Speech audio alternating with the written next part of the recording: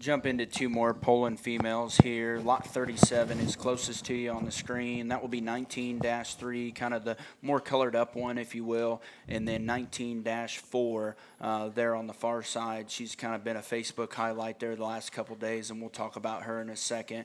Dash 3, man, this thing comes out of the gate. Still got a neat head carriage, big chest, a round body. I think her symmetry is so good from the side. That's a big-bodied female that still handles everything extremely well. She's stout in terms of her feature, but man, it's so hard to make Polands. As you see them at some of these shows, we are not Poland breeders by any stretch of the imagination, but when you find one you like, sometimes you just got to make that investment. And Levi called me one night and said, "Hey, by the way, we've got a Poland," and I said, "What?"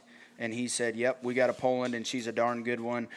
Sent me a picture of her, and I said, "Yep, if you're passionate about it, let's charge forward, and let's see if we can make an impact." And if this first litter is any indication on what this sow's going to do, we're extremely excited, and we appreciate Jason Correa there offering us to her. And we think that this litter is extremely good. Dash 3 is one that comes with all the extras you'd ever want, but at the same time is so good in terms of her build.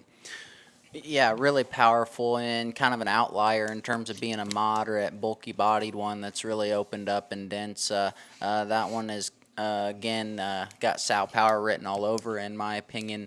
You study her skull, her feature, and just width down low.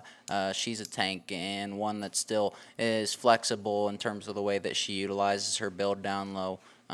Very dense and very stout. Yeah, and we'll roll to Dash 4, and this one's, Jenna's named this one. She probably can't hear me. She's there in the back. This one's Valentine, guys. This one's got the heart. She's got a heart right there on the brim of her nose, and to be totally honest with you, I am surprised she's for sale, because sometimes God gives you a sign, and I'm surprised Jenna didn't fight Levi on this one a little bit to let her go. But, man, this one is so good, so loose, so flexible, so pliable in terms of her body. That is a very tall-shouldered female that is jammed back in her shoulder blade. She's flat back. She's good looking. Her appendages are so flexible. She's so bendy in terms of her rear leg, and that thing has got a wicked head carriage on her. I think that this one is very special, not only from a color pattern standpoint, not only from a quality standpoint, but just from a flat good livestock perspective. We like this one a whole bunch. Yeah, and it doesn't really matter what breed she is or if she's a Poland or not. It's hard to make them like that. Any sort of livestock, if you can make them with that kind of hind leg, that kind of flexibility and squareness, it's just hard to do. And then you tack on the extras on top of that.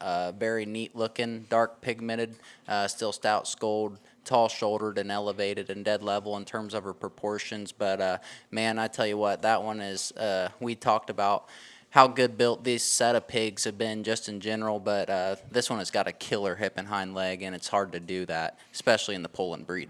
Yeah, and her length off either end of her skeleton, I think, is what's so desirable. I think her mid-body's the right length, and as you study her there from behind on the camera, she's very square in terms of her hinge. She's very long in terms of her front. She has good length to her hip and hind leg. Like I said before, these things haven't been down very long. They're the youngest of our offering here on the 15th. These are Januaries.